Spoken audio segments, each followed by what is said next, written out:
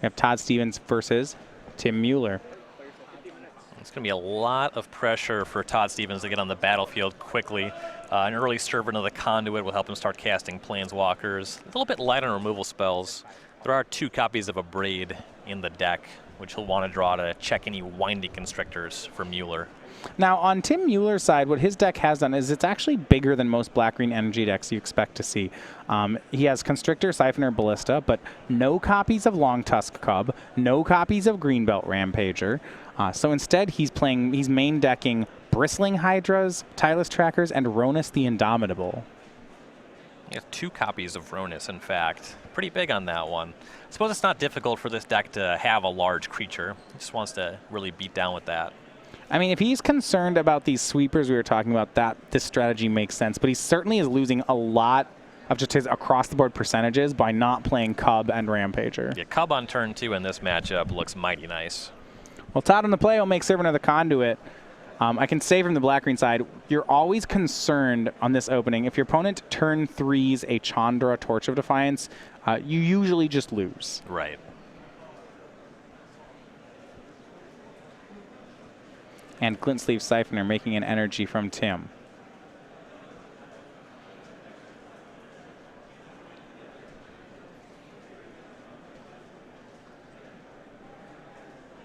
On Todd's side, it's going to be Whirler Virtuoso. Brings him up to 5 energy. Does not use the extra mana just yet as he passes.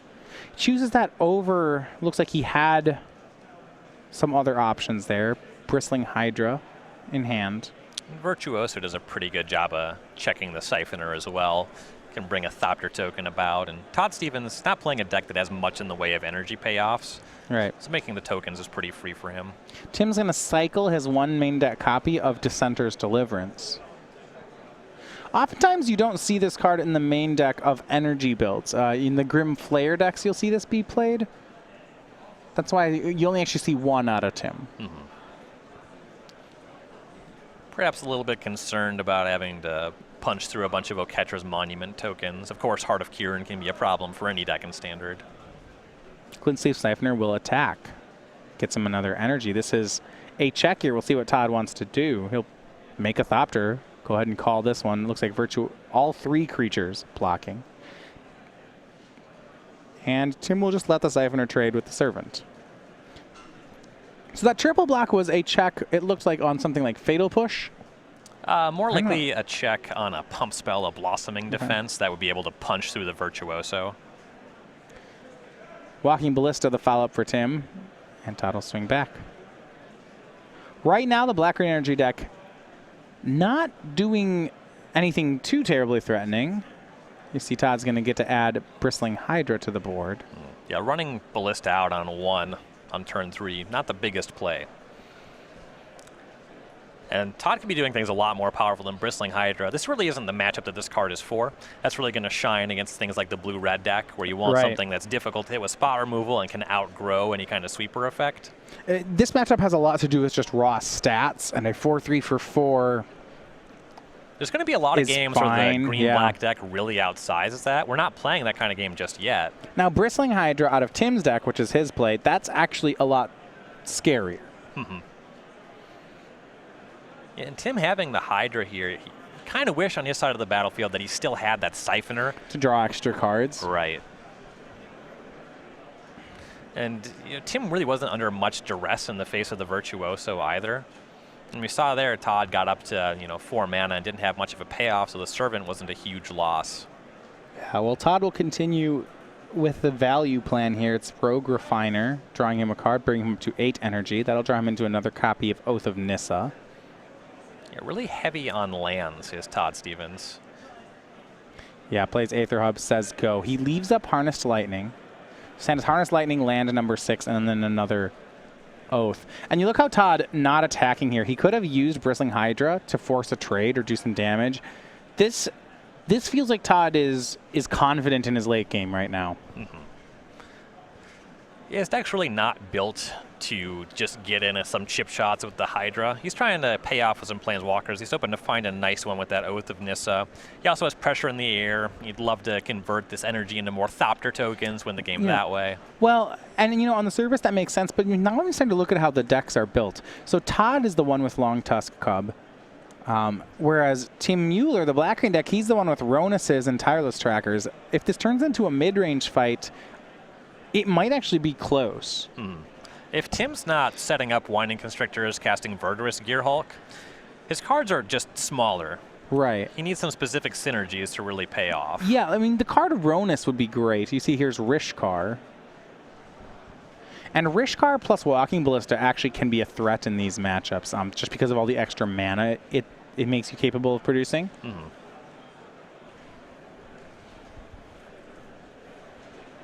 And getting the Ballista large, that makes it really easy to manage these Thopter tokens from Stevens. Rishkar targets Walking Ballista and Bristling Hydra. Both those happen. Todd not pulling the trigger just yet on Harness Lightning.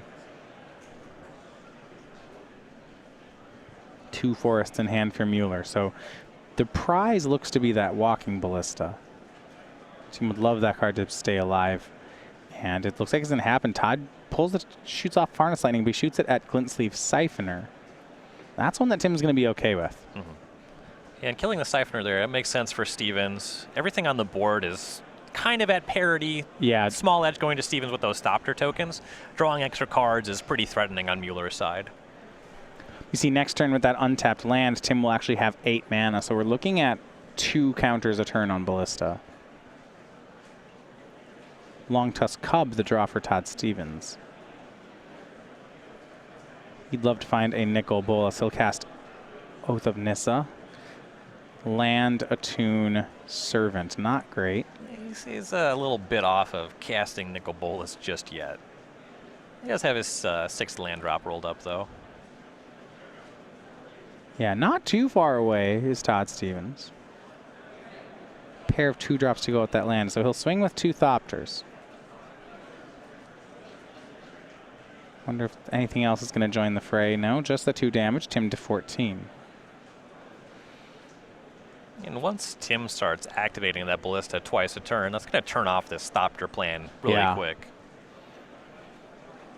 Todd's not getting any incidental energy.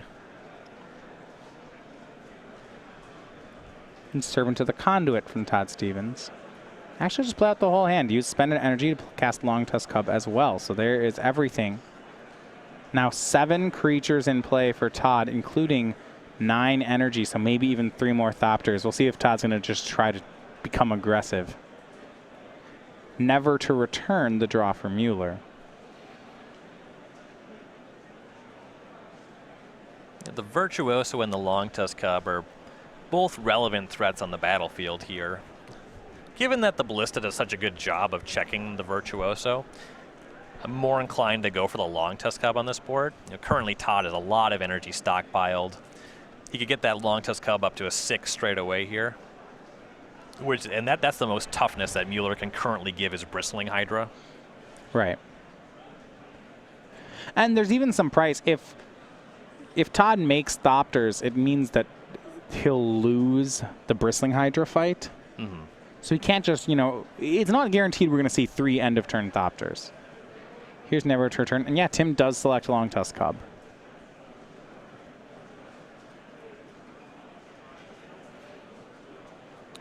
Tim's going to say go. He looks like he decides to leave up that Ballista activation instead of casting Return.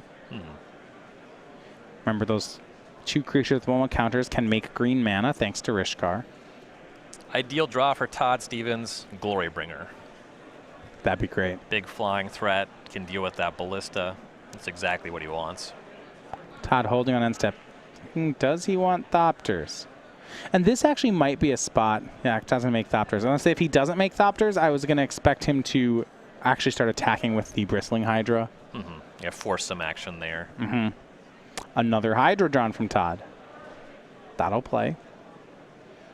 Yeah, it's worth 3 energy. At worst, it converts to a 4/3 and a Thopter. Yeah, I mean, if Todd can get these Hydras to trade, I think there's some incentive for him to do that. Yeah, it does start, one bigger on the front side. So even if you have one fewer counter, you still force to trade, and that'd be the situation we're looking at. And that's what we see. Todd's going to swing the 3 Thopters, and now Bristling Hydra will join too. This makes a lot of sense from Todd Stevens.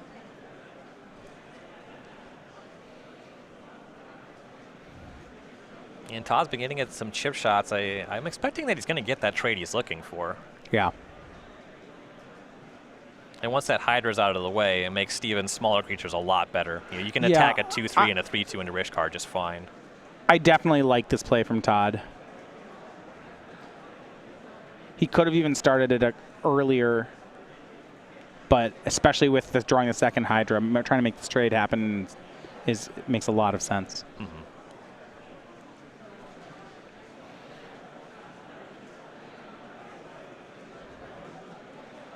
You got to figure the Ballista is shooting down at least 1 Thopter before damage here. Yeah, I mean, if he can take extra damage, there's some incentive on Tim's side to actually just grow his Ballista up to a 4/4. To not use the counters immediately, but he would take extra damage by doing that, and that might just be something he's not interested in. Mm-hmm. So Hydras will block. Now Tim can force some energy trades, and he really should. He'll pump his Hydra. Every time Tim pumps, Todd's going to have to pump back. And I would think if we're going to see Tim pump, well, at least once. Now it has hexproof. I would think he's going to go for it again. Yeah, with these Hydras locked in combat, those 3 energy converting into Thopters, that's much more significant for Stevens. Yeah, and there's not a risk to Tim using that last energy. Remember, once the first trigger resolves, his Hydra already has hexproof, so he doesn't have to worry about spending 3 more and then Todd harnessed lightninging in response. Right. I've lost a lot of games to Bristling Hydra. This card's very good against spot removal. Well, and the reason I would think we'd see, and he's going to shoot down a Thopter, Tim use energy again, is that he doesn't have any more energy outlets. But he will pass. It looks like he's going to hang on to some energy in case he top decks maybe a Siphoner. If he finds another Hydra off the top of his deck, yeah, he'll have an activation left up. Here's Todd Stevens with a replacement Hydra. And now Tim's creatures are just a little small. He lost his best blocker. And a misstep from Tim there. He did not use his 4 mana at end step to grow the Ballista. Perhaps missing the Rishkar's mana ability. Yeah. If you haven't played with the deck that much, that's certainly something you can miss. You generally don't use the mana ability on Rishkar, but a big draw from Tim Mueller. This could help him out too. It's Winding Constrictor. Now, on the next turn, he really would. I hope he sees that he has 8 mana, not 7. That's gonna, especially with Snake in play, that's gonna matter. Or it would have mattered if Todd hadn't drawn this. That's a heck of a top deck glory bringer for Todd Stevens. Couldn't cast that fast enough. Yeah, there's the dragon. Yeah, killing the Constrictor or the Ballista, those are both real good. It's gonna swing. Maybe even just, no, I guess you can't swing everything because yeah, you can. Here's everything. Nothing's stopping him. I was going to say the Ballista will become a 3/3. It's going to eat something on blocks, but that's fine. It's possible. Okay, Todd's thinking about whether to exert or not, and even just a 4/4 flying haste. Yeah, it doesn't have to exert here, does it? Mm-hmm. He will exert targeting Walking Ballista. That makes a lot of sense. The Ballista can't grow large enough to shoot the Glory Bringer down first. So Tim can grow it to a 3/3 and throw 3 damage around. Yeah, that's really just cleaning. You can clean out one of the Thopters and the Rogue Refiner, which might be the most value we can clean up here. He's really going to struggle with the air game from Stevens, though. Yeah, Tim Mueller down to 12 right now. So he'll shoot 1 Thopter.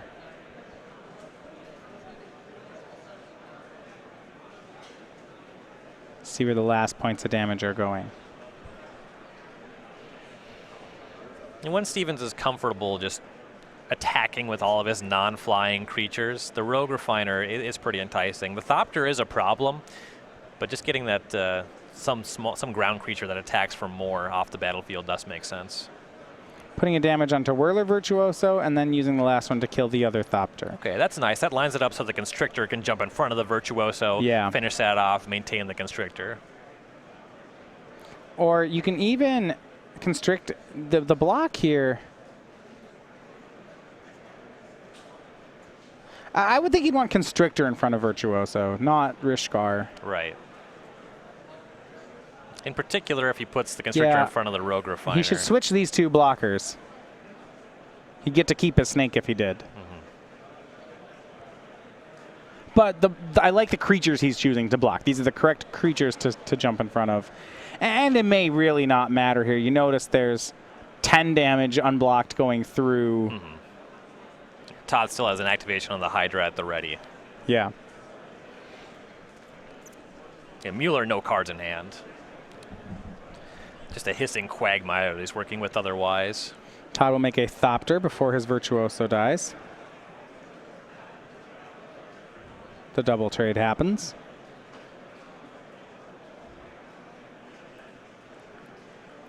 And then a draw from Tim, Blossoming Defense. That's not going to do it. We go to the second game.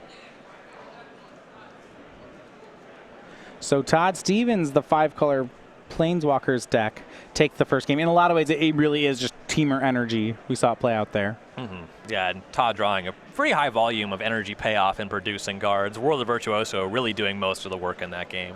All right, so we talked about some sweepers here in Standard, and if you look at Todd Stevens' sideboard, this is our first deck list we see to have registered some of those. Hour of Devastation is the one that jumps out to me here. I would think this is a great matchup for the card. It does kill pretty much all what Tim's up to. You can find yourself on the wrong side of a giant Verdurous Gearhulk. Amusingly, Todd plays some non-bolus Planeswalkers. He's got some Chandras and a Nahiri. He's got to be mindful of that. But this card does seem quite good against the green-black deck. Radiant Flames, that one's on average going to be too small. If you can get a Winding Constrictor early, it's pretty good. In a lot of situations, it's just going to kill Todd's creatures, so that one doesn't seem particularly powerful here. Tireless Tracker is something that helps him size. That's just really the mid-range king in Standard right now, so Tracker should be really powerful. Yeah, we look over at Tim Mueller's sideboard. Yahenni's Expertise, Gonti, Heroic Intervention, Obnixilis, Sky Sovereign, Nissa Vital Force, Manglehorn, Appetite for the Natural, Never to Return, and now another one of the defeats. This is Liliana's defeat. Tim didn't see much in the way of Planeswalkers. In fact, there were none in that first game, but you did see some Oath and Nissas, so that does make Never to Return. It also just kills these creatures. I would assume if I was on Tim's side that I'm playing against Teamer Energy. The Oath of Nissa is not stock in Teamer Energy, and if Tim's really got a pulse on the format, he might know that something's up here. Nissa Vital Force is pretty strong when there's kind of a mid-range battle going there, so I do like that card. Yahenni's Expertise is good against a lot of Todd's deck. It won't solve all the problems, but cleaning up World of Virtuoso could be very important for Tim. Out of Black-Green Energy, I generally have not boarded in this matchup. This I feel like is a mid-range mirror, and when you talk about mid-range mirrors, what Nicholas looked really good. Yep, Same with Sky Sovereign. Sky Sovereign in particular is your best 5. I would say you want all your 5s.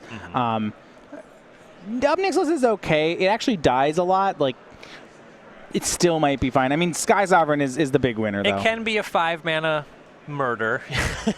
But sometimes it usually is, in fact. Right. You do force combat to go a specific way, though. So for Todd Stevens, he was your Season 1 points winner here on the SCG Tour. Originally from Denton, Texas, has recently moved to Roanoke. 9 open top 8s, including an open win for the 31-year-old. One of the bigger deck designers here on the SCG Tour, especially in Modern. You see him taking some of that flair over to Standard as well this weekend by really the first player we've seen add Nicol Bolas to a deck. And recently just decided to go and do Magic full-time, which good for him. That's really awesome. Streams very regularly on Twitch. Of course, a writer for StarCityGames.com. So on Star City Games, we have the StarCityGames.com newsletter. It's exclusive content here, and it's free. So you get highlights from some of our best articles, upcoming SCG Tour dates and locations. You can find out where IQs are, and also we have a different featured writer every month over on the newsletter. Some of the top players from the tour giving their advice on all things Magic. You can sign up for free at StarCityGames.com/newsletter. It's hard to get bad value on a free exchange.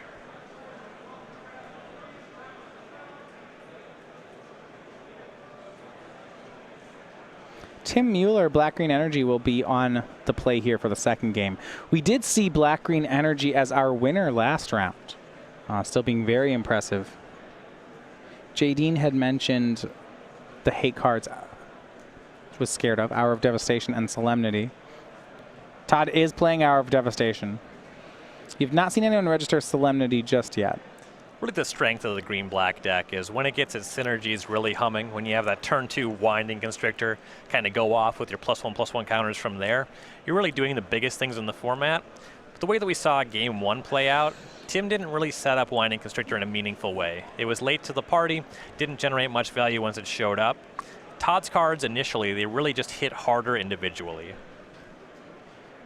Well, what I would like about the deck is it's very consistent, and I do think Tim has gotten rid of some of that in his list. I see what he's doing by going bigger with the deck.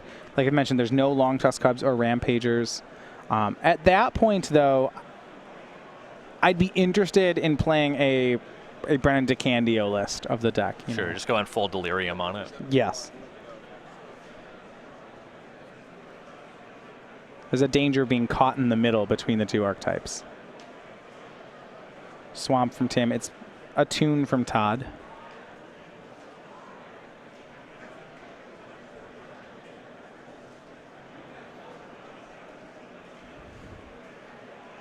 See what Tim has among 2-drops. A lot of times, the tournament plays from the energy deck, you'll either see a tune or a tap land. So just a basic swamp. So he's probably got a good 2-drop here. Yeah. There's nothing you can fatal push on the first turn. So. Actually has no play, so. Yeah, no copies of Nissa either. Tim playing Tireless Tracker in that spot and multiple. He's playing actually, I don't know, comment on this, 4 Fatal Push and 3 Grasp of Darkness and a Never to Return. This is definitely much more controlling of a deck. And on Todd's side, he had a second attune. He chose to leave up Harness Lightning here. If Tim has a Rishkar, getting it on this turn, going to Todd's turn and having access to more mana, that would be a really good exchange.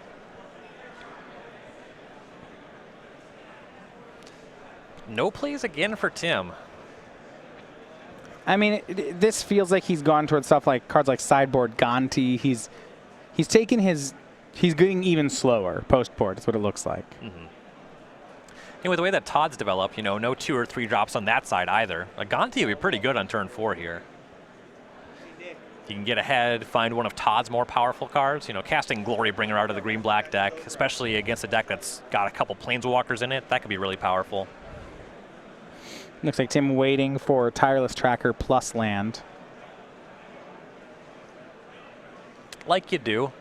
And Todd's just been leaving up Harness Lightning, so this makes a lot of sense. You know, it's interesting. You said the like you do. One of the things I've noticed with previous standard formats in Black-Green is that actually that was the wrong way to play Tireless Tracker, and that was one of the better secrets. Yeah, if you can get some early beatdowns in. Of course, that wouldn't have worked out in this game. Yeah, a Braid will take care of the Tireless Tracker. Well, like, it's just, it's not so bad.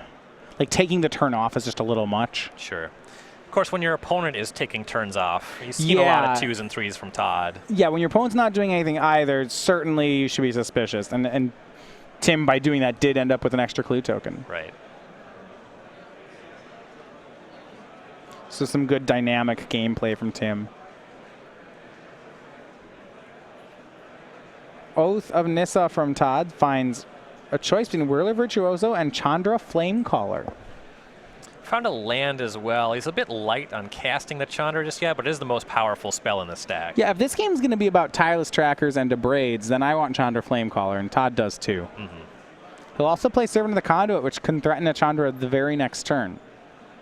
Yeah, and depending on what Tim's able to commit, that could be game-breaking. Yeah, if he has a Fatal Push, he may have, and you see he does, he may have to just remove this. It doesn't make sense to sit on that one. Tim has boarded in Yohenni's Expertise. Yeah, he is definitely taking the control role here post-board. That Expertise, that'd be a good payoff if Todd had taken the Virtuoso there. But the way this game has been playing out, that's not going to do too much. Well, what I'm wondering about is, once we're at this point where Tim has all of these cards, I don't see very, like, to play this mid-range strategy, which he's doing, you know, grasps, fatal pushes, Yeheni's expertises, no 2-drops.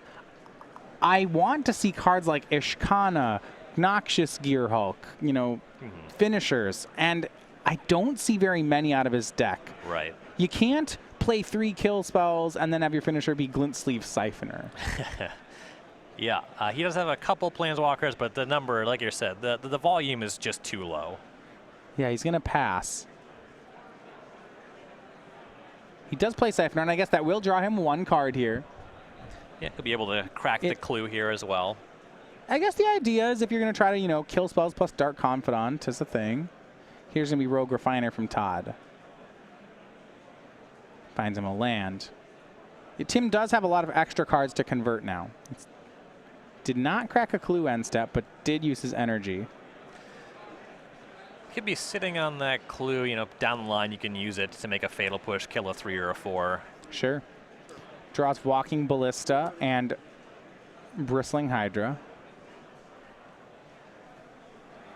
Currently empty on energy. The Hydra not the most exciting card here. Still a powerful Magic card in its own right. And Tim does need to develop his board. That's really step number 1 from here. Well, he's just doing with the Menace creature. That'll get him back 1 of those 2 energy. And we'll see what follow-up he wants. Going into the next turn, Todd will have access to 5 mana. Tim knows that Todd's playing some number of Glorybringer. Yeah. Well, he knows about Chandra Flamecaller in Todd's hand, too. Mm-hmm.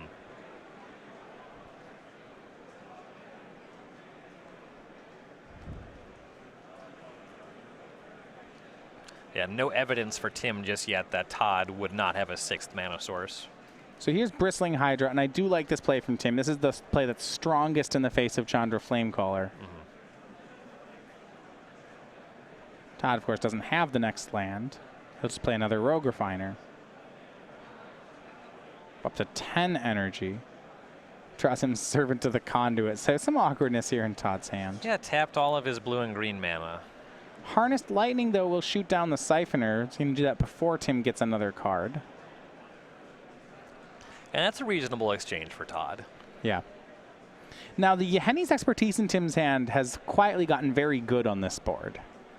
Very good might be strong. It would clean up 2 creatures and Tim would maintain his Hydra, though. Yeah, I mean, about as good as I think you would want it to be.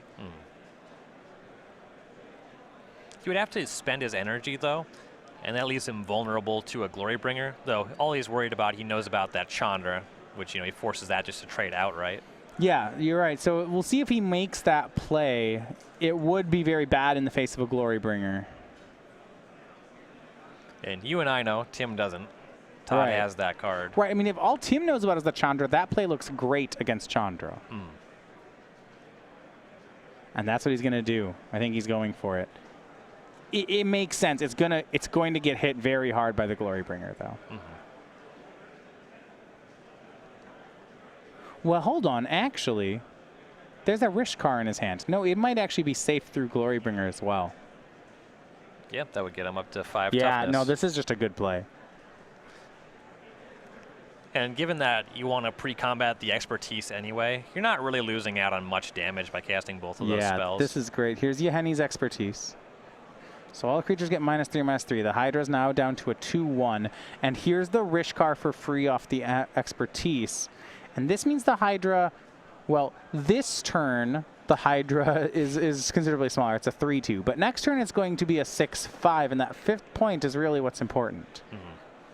Puts it ahead of Chandra and Glorybringer. And Todd will have to find an answer. Nahiri was the draw. He does have an Oath of Nissa in play. A perfect spot for this Planeswalker. Great draw from Todd. And the Harbinger will exile away the Hydra. Actual perfect would have been that Hour Devastation, but Nahiri is really nice. You know, I'm still hoping for, if you look over at Todd's hand, he's got the Nicol Bolas in his hand. Yeah, and the Oath of Nissa gives him the requisite colors, just shy on mana sources. I don't think he can't even cast. Can he cast it without an Oath in play? Ether Hub, I suppose, is the only line. So no. Servant of the... Okay, so it'd be a big stack of servants and hubs. Right. No. He's only using that to get the black mana, though. He has blue and red mana, kind of a high abundance of that. Here is Walking Ballista we see from Mueller. And Rishkar will attack away Nahiri. A pair of 3/3s, though, is all Tim's left. An untapped mana from Todd would be mighty nice, though he's not going to hit it. Well, the Chandra is actually not as good necessarily as the Glorybringer here, because you want to take care of the Ballista and have your permanent left over. The Glorybringer actually does that. You know, Todd will take some damage off the Ballista, but it'll maintain the permanent that did the damage. He's actually eyeing Harness Lightning, too. You know, just saving this for one of his bigger payoff cards. That is an option. That makes sense, too. We'll see where he wants to go. He'll just go with the Dragon. Here's 4/4 Glorybringer. And he's got to take care of the Ballista this turn, and he will. Otherwise, he would lose. Otherwise, the Ballista would hit 5/5. Right. 3 damage across, though, to Todd. He goes to 12. The Dragon still exerts, so Todd's not safe just yet.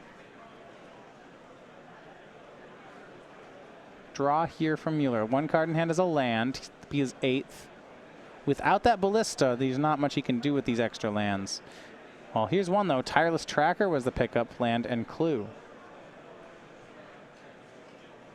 Swing from Rishkar. Pass. Now, is there a reason to not just crack the clue immediately? I imagine, you know, you'd want to crack it so you can find some main phase 2 or 3 mana creature that you cast straight away. Attune the draw from Todd. He gets closer to that Bolus. He gets a turn away from the Chandra no matter what. But he's down to 9 life points. He has to be concerned here.